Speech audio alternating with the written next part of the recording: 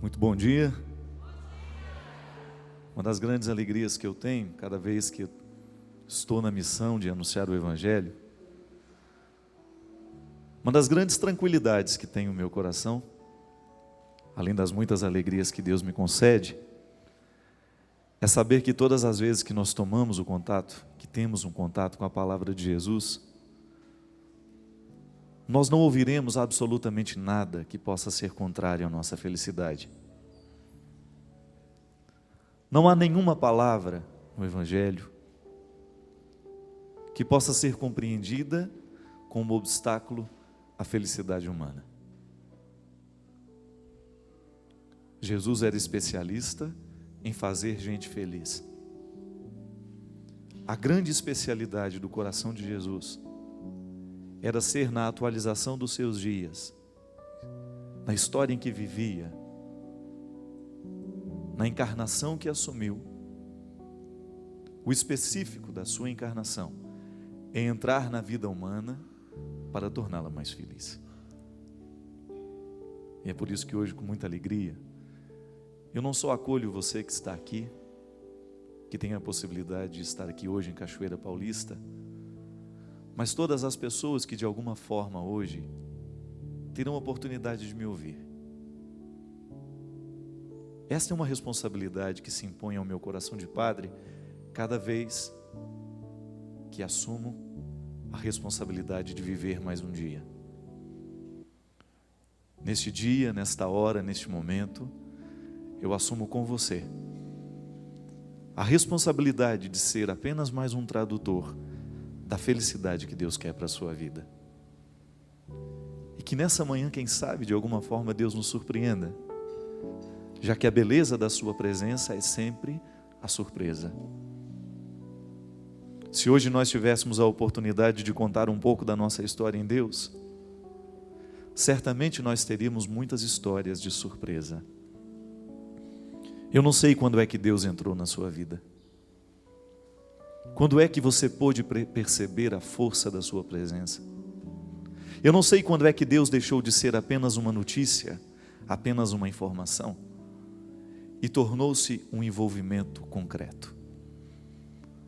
Uma força, uma razão, um sorriso, um cotidiano, uma vida. Eu não sei quando é que Deus entrou na história dos seus dias. Eu não sei como é, em que situação, qual foi o momento que talvez tenha se atualizado na sua vida, o mesmo que aconteceu com São Paulo no momento em que ele cai do cavalo. Eu não sei quando é que Deus soprou forte no seu coração, ou soprou forte nos seus ouvidos uma notícia da qual você nunca mais foi capaz de esquecer. Porque amor é isso. Amor é um acontecimento que se eterniza em nós pela própria força de ser Ele o que é. E Deus é amor. A tradução mais perfeita do que Deus é a gente poder abrir a boca e escancarar, cheios de felicidade, esta novidade, esta boa notícia. Deus é amor. E o amor não pode conceber infelicidade. Onde há amor não pode haver infelicidade. Pode haver sofrimento, mas infelicidade não. E é isso que hoje eu convido você a nós mergulharmos no mistério da felicidade que brota do amor de Deus. Uma felicidade que não é esta que nós estamos comumente assistindo, ouvindo falar. Não é uma felicidade que cai do céu, que brota com facilidade. Porque a felicidade em Deus é fruto do amor, e amor dói. Amor não é um acontecimento fácil. Por mais que nós tenhamos isto como dom em nós, você, na sua vida e na sua experiência prática, sabe o quanto dói amar. Mas na vida nós temos duas possibilidades. Ou sofremos a dor de amar e somos felizes, ou sofremos a dor do desamor e somos infelizes a vida inteira. Por isso, Jesus subiu a um monte, certa vez, para falar aos seus amigos o grande significado da felicidade. E certamente os discípulos estavam esperando uma fórmula mágica, assim como nós escutamos o tempo todo hoje no mundo, fórmulas de felicidade que são absolutamente fáceis. Faça isso e consiga isso, faça aquilo e conseguirá aquilo. E foi neste momento que eu encontro talvez uma das palavras mais belas, uma das narrações mais belas que o Evangelho pode trazer, e que, se você agora quiser acompanhar comigo, está em Mateus, capítulo 5, versículo 1 em diante. Mateus, capítulo 5, versículo 1 em diante. Ao ver as multidões, Jesus subiu a montanha, sentou-se, e seus discípulos aproximaram-se dele, e tomando a palavra, ele os ensinava. Felizes os pobres de coração, deles é o reino dos céus. Felizes os mansos, seu quinhão será a terra. Felizes os que choram, eles serão consolados. Felizes os que têm fome e sede de justiça, eles serão saciados. Felizes os misericordiosos, eles alcançarão misericórdia. Felizes os corações que são puros, porque eles verão a Deus. Felizes os que agem em prol da paz, eles serão chamados filhos de Deus. Felizes os perseguidos por causa da justiça, deles é o reino dos céus. Felizes sois vós quando vos insultam, vos perseguem e, mentindo, dizem contra vós toda a espécie de mal por minha causa. Alegrai-vos, regozijai-vos, porque grande é a vossa recompensa nos céus. Foi assim, com efeito, que perseguiram os profetas que vos precederam. Palavra da nossa salvação. Uma coisa me inquieta nessa fórmula de felicidade. Como é que você pode entender que alguém pode ser feliz chorando? Bem-aventurados, na outra tradução, os que choram porque serão consolados. Como pode ser alguém feliz no momento da fome? Porque será saciado aquele que sentir fome. Como pode reconciliar? Como é que nós podemos fazer a reconciliação de duas realidades e descobrir nisso a felicidade? Como é que uma situação aparentemente que traz infelicidade, quando você descobre, por exemplo, a sua dor, a sua lágrima, você ter que entender que esta lágrima, esta dor, é a fonte da felicidade humana. Como é que nós podemos entender essa palavra de Jesus se ela parece tão contraditória? Minha gente, se tem uma coisa que pode ser para nós e será sempre um desconcerto, é esta certeza de que todas as vezes que nós estivermos diante do cristianismo, nós estamos diante de uma realidade fecunda, profunda, que não se entende muito facilmente numa primeira leitura ou numa primeira observação. Guimarães Rosa, um escritor mineiro que gosto muito, escreveu um texto que se chamava A Terceira Margem do Rio. Mas quando nós olhamos o rio, nós só vemos duas margens, não é verdade? Não há uma terceira. E aí está a beleza do conto do Guimarães Rosa, porque o autor, ele insinua a vida a partir de uma outra realidade que a gente não consegue ver. E a beleza da vida, muitas vezes, não é naquilo que a gente consegue ver, mas é aquilo que a gente consegue ver a partir do que os olhos não podem. E aí você entrou no coração do cristianismo, porque Jesus está falando sempre de uma terceira realidade que supõe o crescimento, que supõe o amadurecimento, que supõe uma visão mais aguçada, menos comum, menos superficial, porque Deus não mora na superficialidade. E é por isso que a felicidade é um poço profundo, que tem que se fazer esforço, assim como na roça, eu me lembro, lá no interior de Minas Gerais, para a gente retirar água de qualidade, nós precisávamos cavar muito, e os poços, quanto mais profundos eles eram, maior era a qualidade e a pureza da água que se retirava ali. E no momento de retirar a água, o esforço de jogar o balde, de fazer toda aquela força para que a água pudesse vir, quanto mais pesado estava aquilo ali, significava que maior profundidade a água estava sendo retirada. E a gente não se importava, fazíamos o esforço, ficávamos ali algum tempo para que aquela água pudesse vir, e quando ela vinha, a alegria de vê-la tão pura, tão cristalina, porque valeu o esforço, valeu o tempo do esforço. Compreender as bem-aventuranças, esta felicidade que Deus nos propõe, através da boca de seu Filho, não é uma felicidade que vem da noite para o dia, nem tampouco é um amadurecimento que vai acontecer da noite para o dia. Só pode entender a felicidade aquele que já soube mergulhar naquilo que vem antes dela. Por isso a bem-aventurança, ela no primeiro momento o texto apresenta a parte que é o sacrifício, para depois mostrar a consolação. Só podemos falar de alegria se antes soubemos falar de tristeza. Só podemos falar de consolo se antes soubemos falar de desespero. Porque a vida humana é concreta, é no momento em que nós descobrimos que ela vai ganhando significado, que ela vai ganhando sentido, à medida em que a gente mergulha no antes, para depois conhecermos o verdadeiro depois. Se você ainda não pôde descobrir o que verdadeiramente te faz feliz, ou que te realiza, se talvez hoje na sua vida, você que me acompanha agora, se talvez você ainda não tenha descoberto o verdadeiro significado da sua vida, se ainda é triste, se ainda é infeliz, talvez seja porque ainda não foi capaz de mergulhar no mistério da sua tristeza, por exemplo. Talvez ainda não foi capaz de mergulhar no mistério do seu sofrimento e por isso não extraiu nada dele, senão a decepção. O Evangelho nos insinua o tempo todo e nos diz com muita clareza o tempo todo que só pode vencer aquele que soube lutar. Eu fiquei sabendo uma história linda.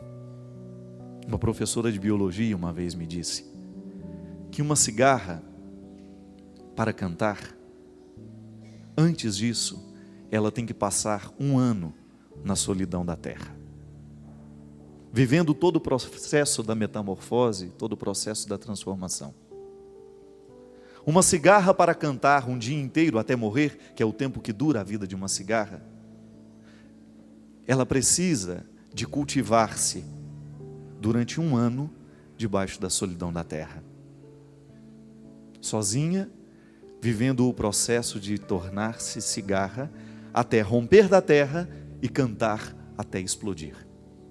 Por isso que todas as vezes que nós escutarmos uma cigarra cantando por aí, leve em consideração que aquele bichinho se preparou muito para fazer o que ela está fazendo. Canta 2, 3, 4 horas, não sei. Não sei qual é o tempo de duração de vida de uma cigarra. Um dia só, talvez até menos que isso. O canto de um dia é a expressão do preparo de uma vida inteira. Bem-aventurada a cigarra que passa a solidão da terra, que suporta o peso da solidão, porque dela será o canto, dela será a melodia. Se hoje nós pudéssemos parafrasear o Evangelho, só para a gente poder entender o que significa a bem-aventurança de fato. Eu não conheço muito bem a sua vida. Conheço alguma coisa, sabe por quê? Porque quando a gente se olha, a gente sabe que de alguma forma nós já passamos muitas coisas semelhantes. Mesmo que a gente não tenha a oportunidade de sentar-se à mesa e contar o que já passou. Mas eu tenho certeza que se hoje eu contar um pouco das minhas dores, você contar um pouco das suas, em muitos momentos as nossas histórias se encontraram. Porque a vida é assim. Os sofrimentos humanos são muito parecidos, só muda de endereço. Já dizia minha mãe o tempo todo, cada um no seu canto, sofre seu tanto. A vida é assim. Se hoje você quisesse fazer um relato da sua vida, e descobrir o quanto você já cresceu na sua história. Se hoje você quisesse fazer um relatório da sua vida, quem sabe relembrar quem é você, fazer um relato de quem seja você, contar ao mundo quem é você, é só você fazer um relato de tudo que você já sofreu, de tudo que você precisou se empenhar, de tudo que você precisou lutar, de tudo que você precisou reconciliar dentro de você. E ali está a sua identidade, ali está a sua marca, ali está a sua cara, na vida que você se empenhou, nos amores que você amou, nos filhos que você educou, nas noites mal dormidas, para que aquela criança tivesse vida, para que ela continuasse viva. Nós somos, no tempo, na história, a soma de tudo aquilo que a gente já foi capaz de preparar.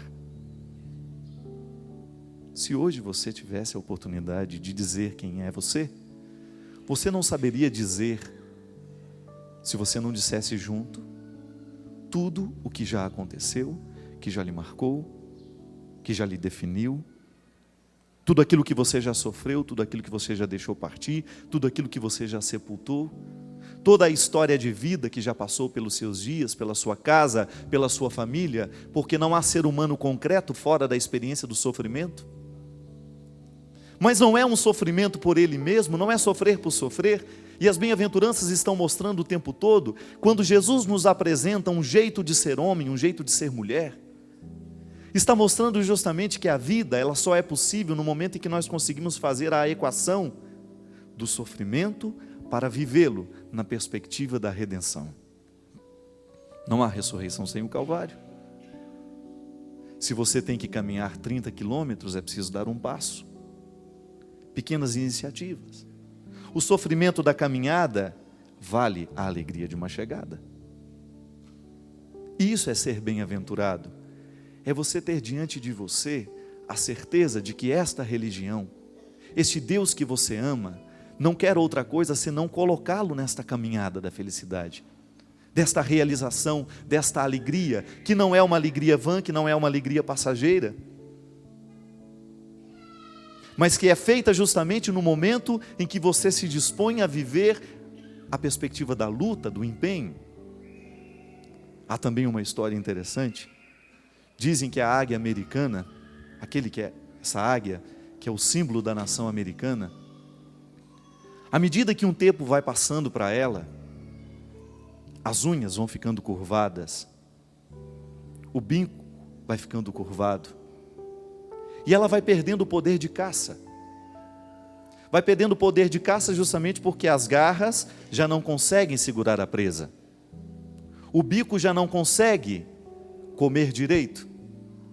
E então, naquele momento, depois de ter vivido um bom tempo da sua vida, ela tem que tomar uma decisão.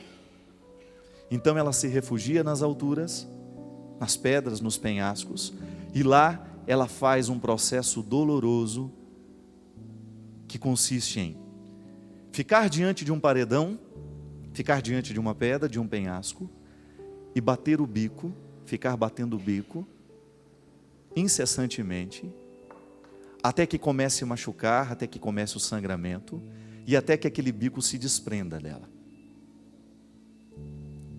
A águia precisa perder o bico que já não lhe serve. E é sofrido isso.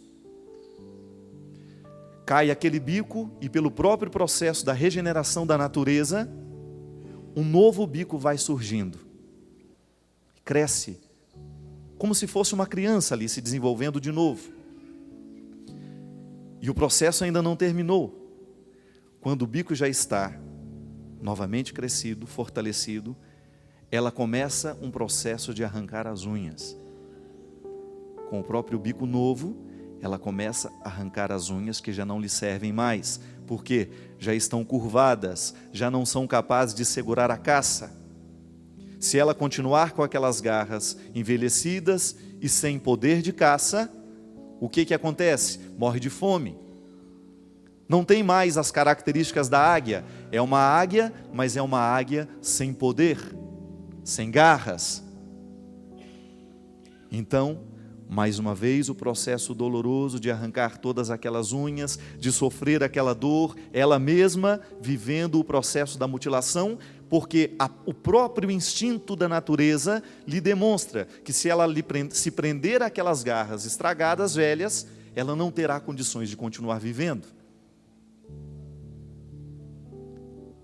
Depois de terminado todo este processo de arrancar as unhas, novas unhas começam a surgir, novas garras, jovens, fortalecidas, resposta da própria natureza que sabe regenerar-se.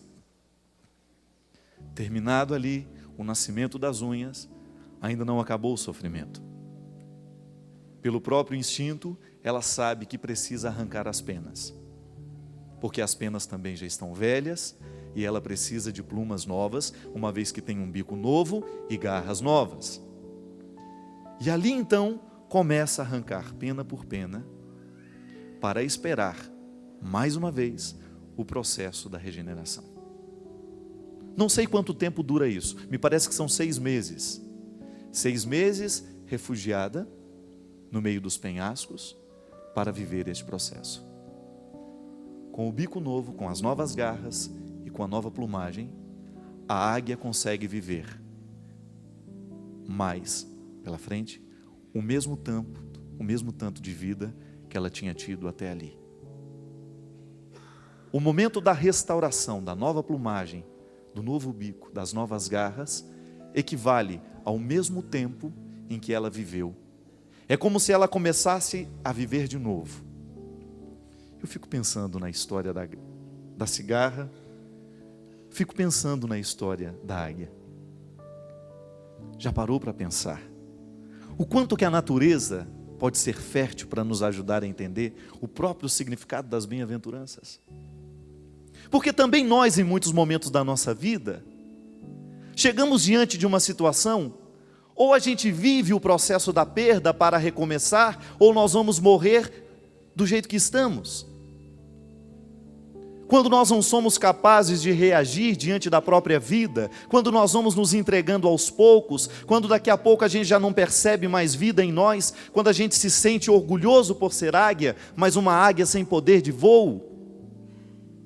Águias, o próprio significado da força, da luta, associado ao significado do ser cristão, todo cristão é uma águia em potencial, é capaz de alçar voos, é capaz de vencer os obstáculos. O cristianismo nos fortalece para isso, é dom de Deus em nós.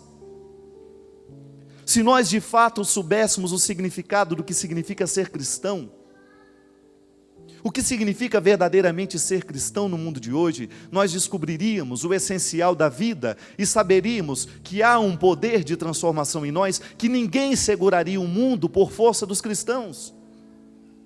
Mas nós ainda vivemos rastejando e ciscando como se fôssemos galinhas e galos.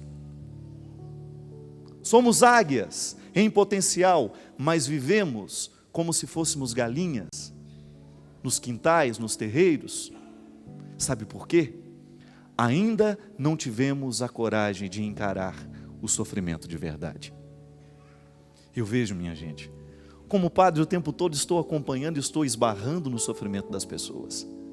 Há 2 formas de nós encararmos o sofrimento, há 2 formas de nós encararmos a dificuldade. Ou encaramos de frente para vencer, e aí assumimos o sofrimento da luta de vencer aquela hora, assim como a águia é capaz de vencer o sofrimento de retirar as unhas velhas, o bico velho, trocar a plumagem, ou então nós vamos ficar lamentando a vida inteira que não sabemos e já não conseguimos mais caçar. Ou enfrentamos o sofrimento da redenção, esse sofrimento que transforma, é aquele sofrimento da decisão diária, de você acordar e decidir, hoje Deus me quer de pé, hoje Deus me quer vivo, hoje Deus me quer lutando.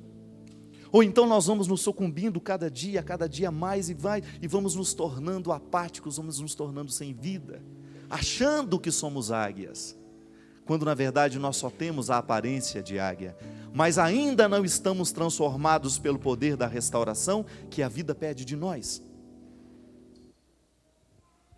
Ainda Ainda não descobrimos a força que há no específico do que Deus pede de nós. Seja bem-aventurado. Quando Deus fala, através de seu Filho Jesus, a expressão bem-aventurado, Ele não está dizendo outra coisa senão bem encaminhado. Bem encaminhado é você que está vivendo o sofrimento do jeito certo, que não julgou para cima, mas que está assumindo ele no seu dia a dia, numa perspectiva de redenção.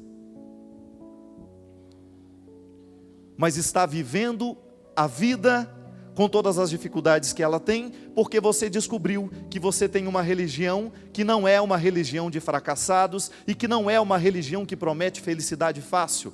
Se nós podemos falar de receita de felicidade cristã, as bem-aventuranças estão aqui para demonstrar que só podemos chegar à beleza do depois se soubermos viver a renúncia, o sacrifício, a luta do agora. Você experimenta isso na sua vida? Quantos jovens hoje, por exemplo, que estão vivendo a grande dificuldade do vestibular, não passa. Não é porque agora o vestibular está se apresentando como um monstro. É porque todo o processo do educacional foi vivido de qualquer jeito pela grande maioria. Não soube viver o sacrifício daquela hora, não soube viver o empenho daquela aula, que fará a diferença no resultado final, no momento em que ele tiver que dar respostas. O mau aluno não fica da noite para o dia. Da mesma forma o alcoólatra. Ninguém fica alcoólatra da noite para o dia, ninguém chega destruindo a casa da noite para o dia. É aos poucos que a gente vai deixando o empenho de lado. As famílias, as situações sociais hoje estão cada vez mais destruídas. Não é porque a gente se decidiu da noite para o dia, não. É porque a gente se decidiu aos poucos pela destruição. Quando a gente percebe que a vida vai se tornando infeliz, quando nós vamos nos tornando incapazes de viver a realização humana, que é o projeto de Deus para todos nós. Deus não quer ninguém frustrado, Deus não quer ninguém decepcionado, Deus não quer ninguém caído nas margens da sociedade, mas Deus nos quer de pé. Mas esse estar de pé necessita que no dia a dia a gente tenha esforço, a gente tenha empenho, e é por isso que hoje, juntos com a psicologia, nós teólogos, os psicólogos, já tem uma consonância direta ao dizer que o processo da conversão é justamente o processo do amadurecimento afetivo. Maturidade afetiva para saber que a felicidade é fruto do empenho, é fruto da luta. Eu fico pensando, sabe, o grande perigo que nós temos de chegar um dia na morte sem termos realizado 50% do que nós poderíamos ter feito na vida. E você pode observar que geralmente quem tem medo de morrer são pessoas que não sabem viver. Quem tem medo de morrer, geralmente não sabe viver. Porque quem vive bem, quem se empenha no que precisa se empenhar, não tem medo da morte. Faz da vida uma experiência real. Tem gente que vive ensaiando. Vive a vida como se fosse um ensaio. Amanhã eu faço, amanhã eu perdoo. Bem-aventurados os que não deixam para amanhã. Bem-aventurados que sabem descobrir a beleza de ser feliz agora. Bem-aventurados aqueles que descobrem que a felicidade não é amanhã, mas é agora. E que na própria experiência a própria experiência de fazer com que a felicidade aconteça amanhã, eu já estou de alguma forma sendo feliz.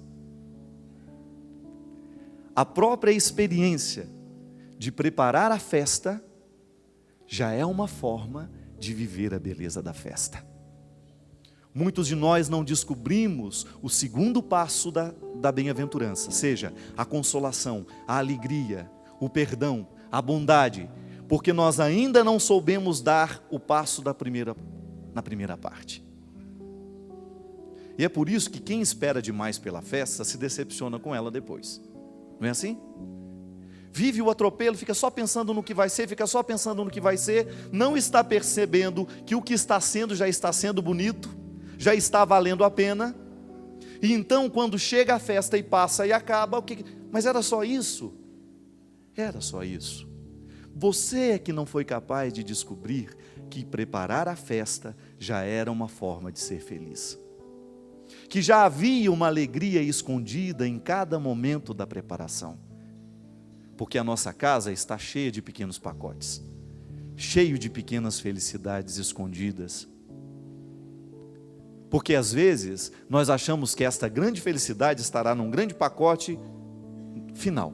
Vamos atravessar um lugar e chegar lá, a felicidade está lá. Não. A felicidade é justamente você ter a sensibilidade de abrir um armário da cozinha, tirar um pacote de arroz e você perceber que fazer bem aquele arroz, temperar bem, cozinhar bem, já é uma forma de fazer a felicidade acontecer ali naquela hora. Não é uma obrigação. Faço essa comida agora, não é para ficar gostosa somente depois, não. É o processo de feitura, de dedicação ali, de você observar o processo da feitura, de você saber que tudo aquilo ali é detalhe seu sendo colocado. Aí você descobre que a felicidade é pequena e que ela vai se tornando grande à medida em que a gente vai juntando uma coisa na outra. Que a bem-aventurança consiste justamente em você descobrir que há um processo, um jeito de ser feliz. Há um jeito de ser feliz. Não é uma receita mágica, mas é a atitude de cada hora, é a atitude de cada momento. Você se empenha para conseguir um resultado final. O atleta, por exemplo, o que diferencia um atleta medalha de ouro do medalha de prata? Às vezes, minha gente, 5 segundos, milésimos de segundos. Chegou à frente por uma diferença de milésimos de segundos. E sabe o que faz a diferença no final? Às vezes 5 minutos, 10 minutos a mais de treino por dia.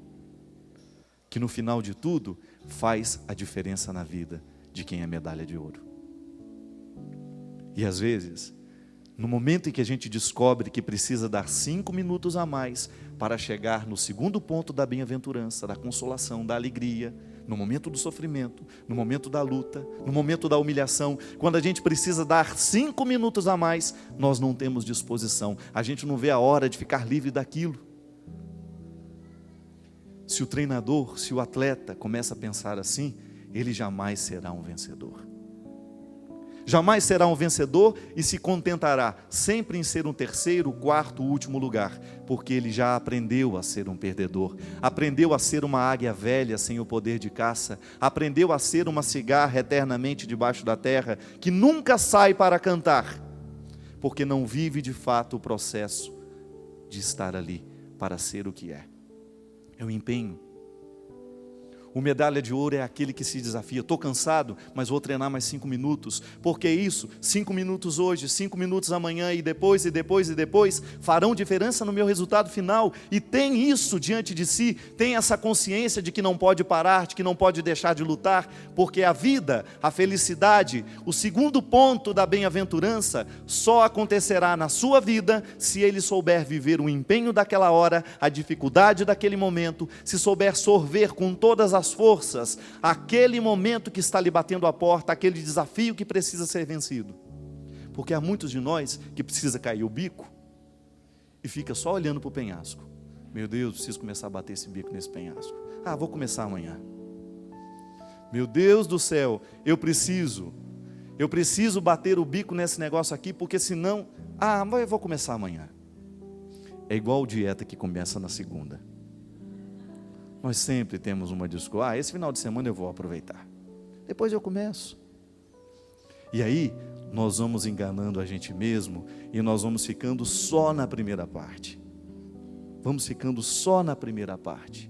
Continuamos pobres, continuamos miseráveis, continuamos mesquinhos, continuamos enjoados, continuamos aborrecidos, continuamos humilhados, continuamos mortos, continuamos no sepulcro. Porque deixamos de viver a perspectiva da vitória, porque a gente não tem a coragem heróica de bater o bico contra o penhasco e deixar que caia aquilo que já não é mais nosso. É igual pessoa que morre alguém da família e que não aceita a morte.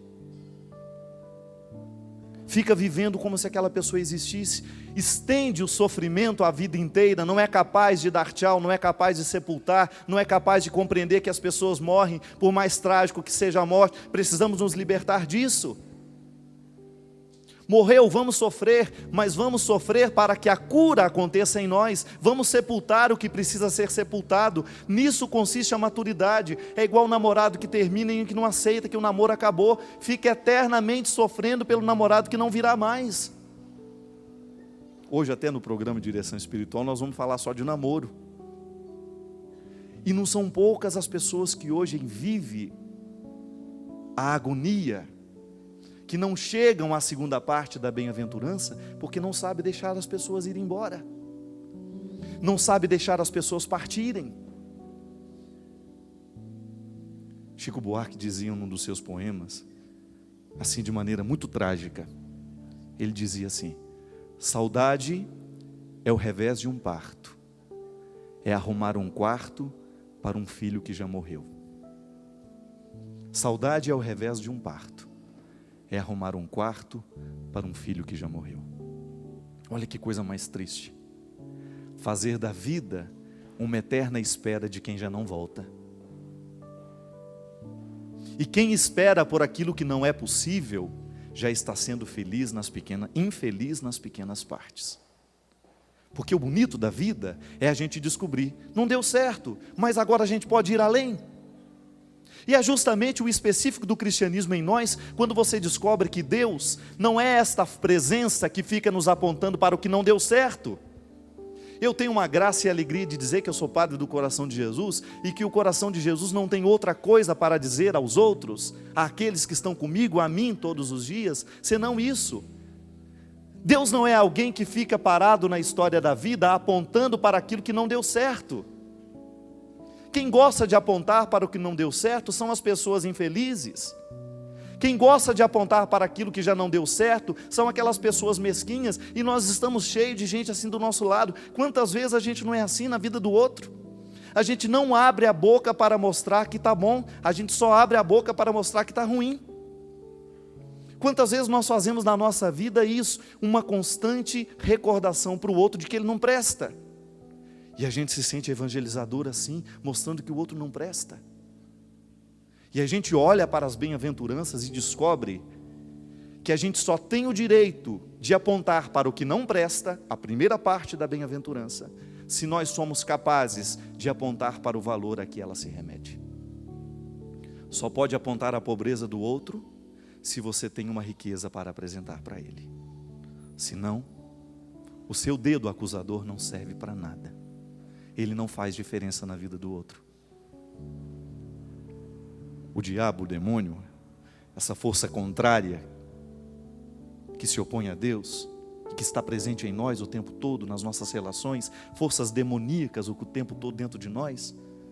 Eu não gosto de imaginar o diabo como um homem chifrudo, não. Apontando, não. Sabe como que eu gosto de pensar o diabo? E que eu acho que é um jeito mais saudável de pensar? Quando a gente é mal nas pequenas coisas. Quando o outro constrói uma relação de maldade só para enganar, isso é demoníaco em nós. É como se o mal estivesse aqui e eu tomasse uma parte dele e falasse: eu agora quero ser mal também. Eu estender a mão em direção à maldade e dizer: venha para mim. Isso é demoníaco, isso é o diabo. E o diabo, essa força contrária, é aquele que fica parado nas esquinas da vida, nas portas das nossas casas, dentro dos corredores das nossas casas, para dizer assim: olha ali o que você fez de errado. Você não tem vergonha, não? Deveria se envergonhar. Só mostra a primeira parte. Olha o que você não fez. E Deus, ao contrário, sorrindo, satisfeito com a gente, mesmo que a gente não tenha conseguido fazer certo, Deus, ao contrário de ficar apontando o que não foi feito, ao contrário de ficar apontando o que não deu certo, Ele apenas nos sorri e nos diz: olha o que ainda pode ser feito. Olha a bem-aventurança, olha a felicidade que te espera. Olha a beleza que ainda você não foi capaz de conquistar. Vive esse tempo debaixo da terra agora, de sofrimento, de luta, mas não viva triste não. Já descubra que esta luta, esse sofrimento, é redentor na sua história. Perceba que neste momento da sua história, há uma felicidade sendo nutrida, e que você só será capaz de reconhecê-la à medida em que você é capaz de perceber que neste momento da sua vida, da sua história, há uma dor acontecendo, mas há uma alegria sendo preparada. Só sabe ser feliz quem soube ser de fato triste. Não é assim? Só sabe ver o valor da riqueza aquele que verdadeiramente experimentou a pobreza. E é por isso que há um ditado popular que diz muito bem: tudo que vem muito fácil, vai embora muito fácil também. Porque não precisou lutar para alcançar. E é por isso que essas religiões que prometem uma felicidade fácil, ou que fazem uma negociação com Deus, me dê isso que eu lhe dou o dobro. Não. O dobro já nos foi entregue. O dobro já nos foi dado, e Deus não muda de ideia porque já nos entregou o dom. A felicidade já foi dada para todo mundo. Deus não muda de ideia. Deus não amanhece mal-humorado e fala: hoje eu vou retirar o que já dei. Não. Se a felicidade não está acontecendo, é porque a gente ainda não teve forças de arregaçar as mangas, ou a gente ainda não teve coragem de enfrentar o penhasco, ou a gente ainda não teve coragem de enfrentar a solidão da terra, e a vida foi ficando preguiçosa, e nós fomos ficando preguiçosos, nós não fomos nos tornando capazes de assumir o sacrifício daquela hora, daquele momento, e aí ficamos colocando a culpa em Deus. Mas e a minha parte, e a sua parte? Onde é que está o nosso empenho? Onde é que está o preparo nosso de cada dia? Aquilo que você olha e enfrenta: gente do céu, eu não posso continuar com esse bico caído desse jeito. Eu tenho que ter coragem de mexer na minha história, nos meus sentimentos. Eu tenho que tomar coragem de mexer nas minhas feridas, porque é somente mexendo que eu vou me tornar capaz de viver a cura, a experiência da reconciliação interior. Quantos de nós precisamos fazer isso? Quantos de nós precisamos aqui viver neste momento, agora quem sabe, sair deste sofrimento que não tem nenhuma redenção nele? Sofremos por sofrer, vivemos por viver, a gente vai vivendo pela metade, a gente vai vivendo como se fôssemos vamos fazendo da vida apenas uma experiência de metade. Eu já contei aqui mais uma vez, conto de novo porque acho a história bonita. Dizem que na China há um rio chamado Rio Amarelo, diferente dos outros rios. Porque este rio, ele acaba antes de morrer. Mas você poderia me perguntar assim: mas padre, qual é a diferença que existe entre acabar e morrer? Não é a mesma coisa? Não. Quando a gente morre, nós na verdade entramos numa nova perspectiva de vida, não é assim que a gente acredita? Então a gente não acaba, a gente continua na eternidade. A morte é apenas um momento de transformação. A gente se transforma em outra coisa, a gente entra em outra perspectiva, a gente entra em outra realidade. E o rio morre no mar. Isto é, ele deixa de ser água doce para se misturar nas águas salgadas. Então, aquilo que era rio morre no mar, isto é, transformou-se em mar. A água não seca, ela se mistura nas outras. E o Rio Amarelo, esse rio da China, ele não tem força para chegar ao mar. Então ele não morre, ele acaba. Ele vai secando. Ele não tem força para ir além. Ele não chega ao destino final.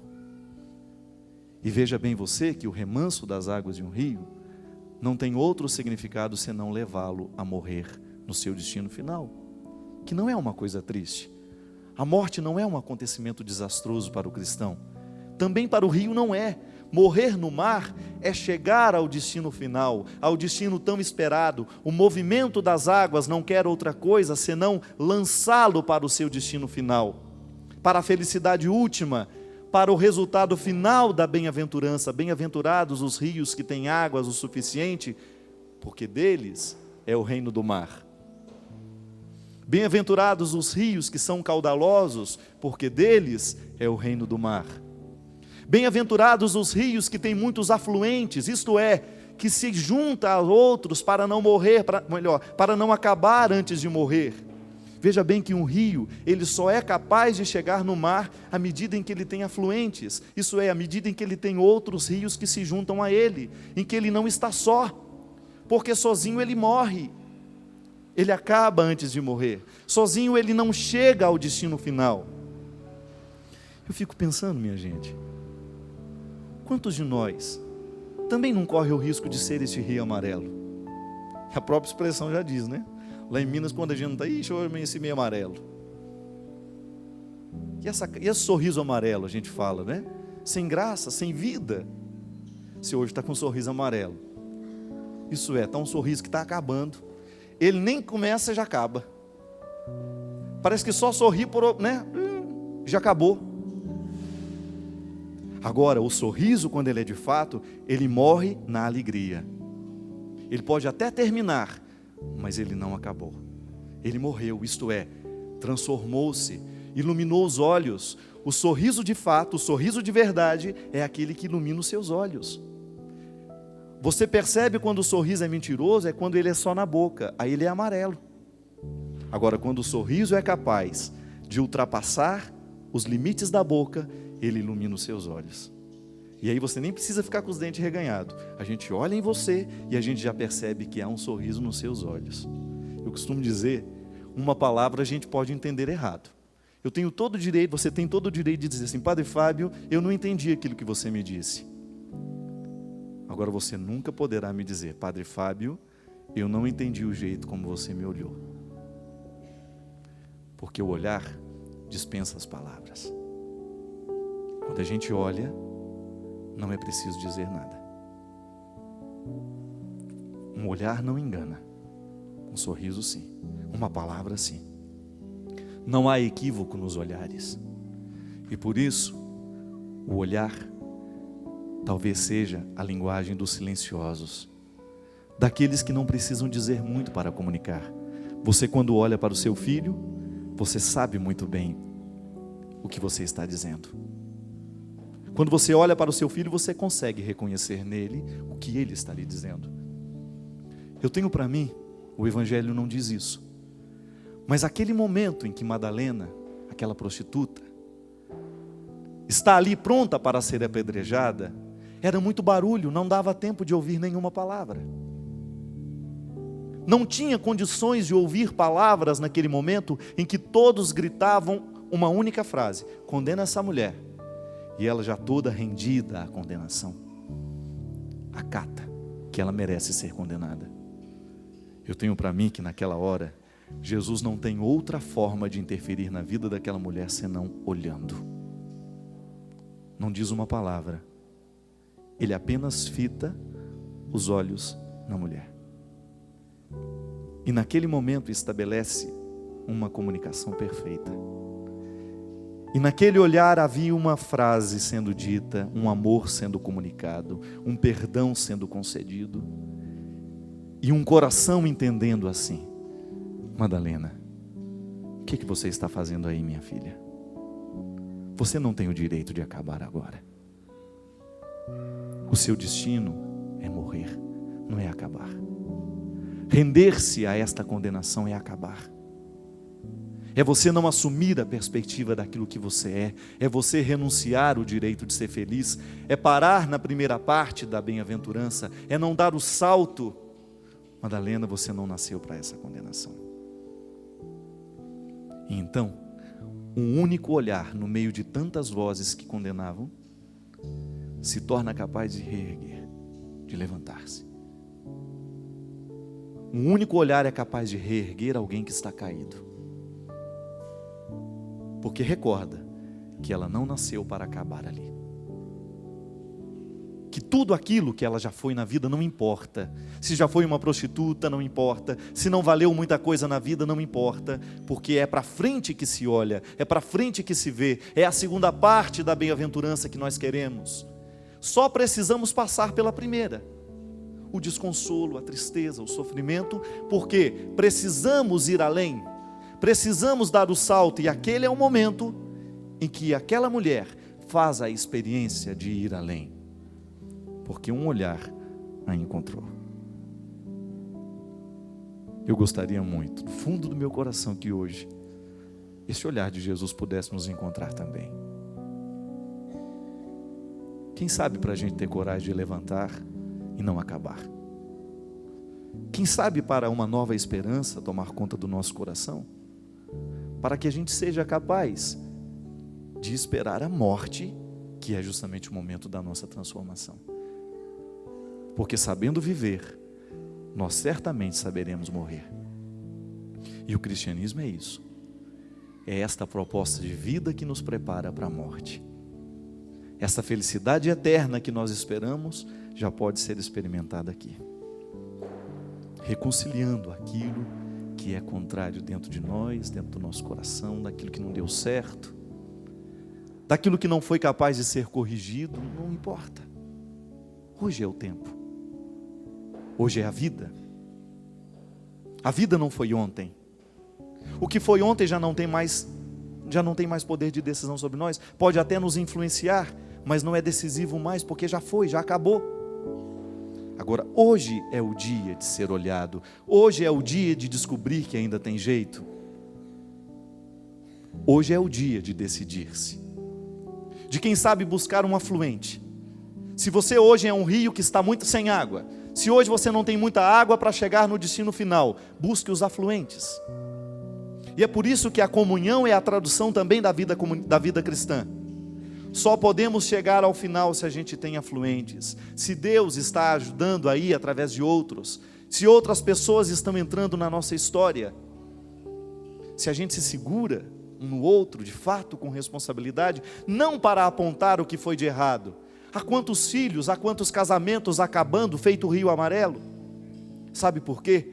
Porque falta água para fazer levar até o final.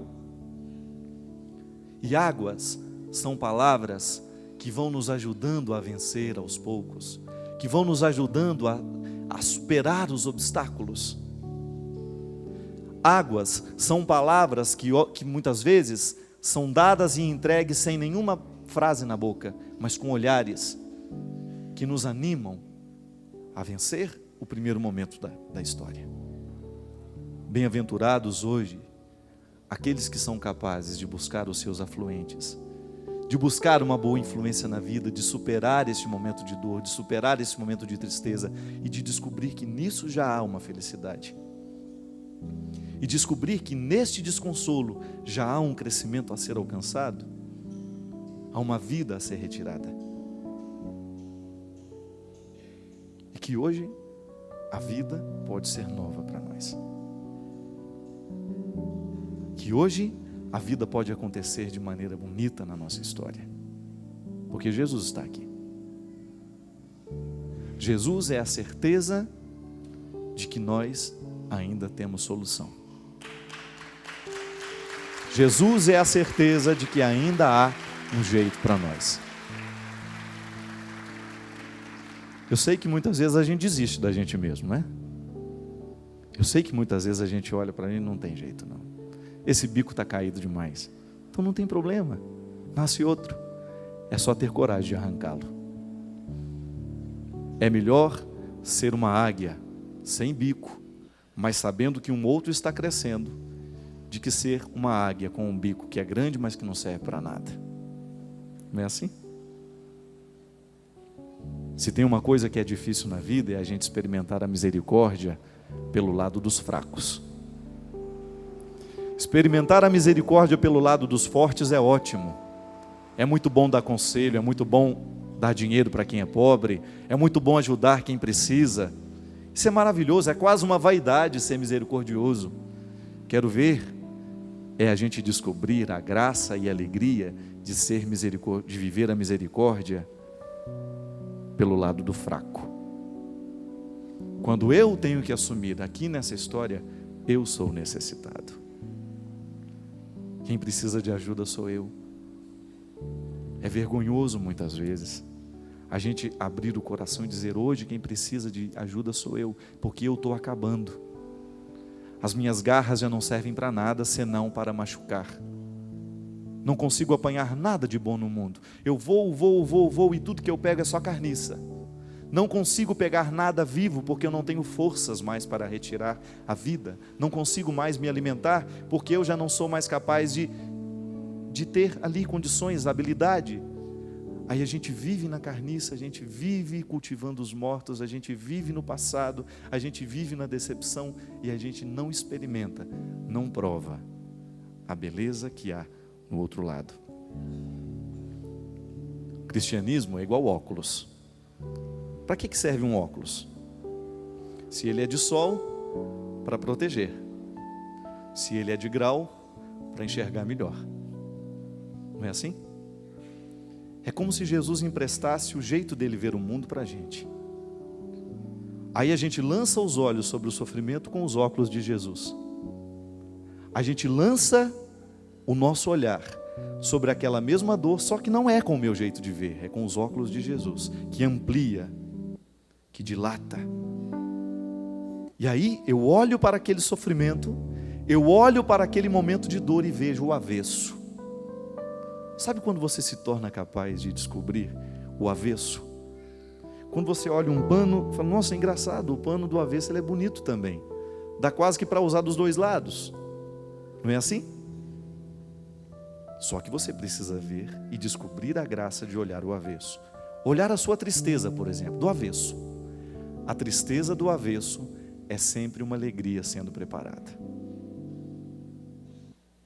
O rompimento do avesso, precisou romper aquela relação que te fazia mal, que trazia dor, que trazia sofrimento. Você olha do avesso e você descobre, nossa, é a minha libertação. O sofrimento do rompimento é a minha libertação. Namorados e namoradas que estão aí se machucando há anos e anos e anos e não têm coragem de romper, não têm coragem de acabar. Amizades que às vezes estão nos destruindo, vícios que estão nos destruindo. Olha do avesso o sofrimento do rompimento e você descobre a sua libertação. Pega as bem-aventuranças e veja do avesso. Veja a humilhação pelo lado do avesso e você descobre a virtude. Olha o seu pecado do avesso e você descobre a graça da virtude que está nele. E aí sim, a gente vai se tornando sábios, porque a gente descobre que há um jeito diferente de enxergar o mundo. Há um jeito diferente de ver aquela mesma história, só que agora com os óculos de Jesus. Antes era desesperador, agora não, porque a gente olha com os óculos de Jesus. É Deus nos emprestando o coração para sentir. Antes era impossível amar aquela pessoa e agora, emprestando o coração de Jesus, se torna mais fácil. Antes era impossível perdoar, mas agora, emprestando o coração de Jesus, se torna mais fácil. Porque o coração de Jesus vai me mexendo, vai me transformando e eu vou me tornando diferente. Porque a transformação vai chegando em mim. Hoje, nós poderíamos pedir essa graça a Deus. Que nesse dia nós pudéssemos sair daqui bem-aventurados. Mais felizes do que quando chegamos aqui. Não porque alguma coisa de muito extraordinária aconteceu, não. É porque Deus nos emprestou os seus óculos. Porque Deus, os meus problemas vão continuar do mesmo jeito quando eu sair daqui da Canção Nova ou você em casa. Agora, o seu jeito de enxergar os problemas mudou, porque Deus emprestou os óculos. Deus lhe emprestou um jeito diferente de enxergar aquela mesma situação. Está enxergando mal? Não está sabendo ver a alegria na tristeza? Não está sabendo ver a vitória no treino, no sofrimento daqueles 5 minutos? Peça a Deus os óculos dele. É bom demais enxergar com ele. Quem é bonito, quem é feio fica bonito. Mas eu te achava tão feio antes. Engraçado, eu não suportava aquele seu jeito de falar. Agora com os óculos de Jesus eu te vejo diferente. Eu te via com tanto preconceito, meu Deus do céu. Eu te achava um homem vulgar. De repente eu coloco os olhos de Jesus e te enxergo de um jeito diferente. Eu não tinha a menor paciência com você. E agora, com os óculos de Jesus, eu te vejo de um jeito tão diferente. Parece que mudou.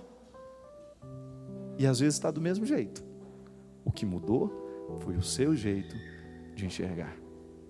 Fica de pé comigo agora. Peça a Deus a graça hoje de enxergar de um jeito novo, de viver a bem-aventurança, de viver a alegria que Ele hoje prepara para você. Olhe para suas mãos,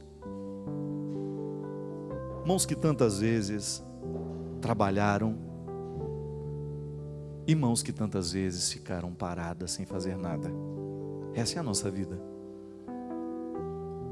E pense que nessas mãos Deus resolveu colocar a sua felicidade. Nessas mãos aí. O presente está aí, só que está embrulhado. É preciso ter coragem de abrir o pacote.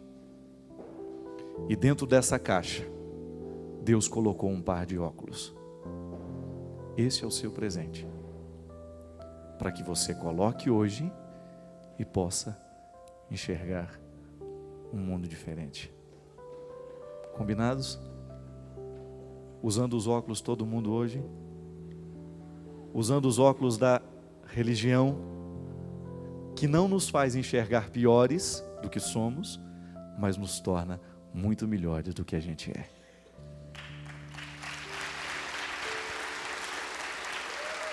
É o que o coração de Jesus hoje quer nos apresentar. Um jeito diferente de enxergar o mundo. Vejo a pobreza, mas já imagino a riqueza que dela pode nascer. Vejo o defeito, mas posso vislumbrar uma virtude que pode nascer desse defeito. Vejo a miséria, mas já descubro que nesta miséria há uma grandeza que só saberá ver, só saberá enxergar quem tiver na cara os óculos de Jesus. Amém.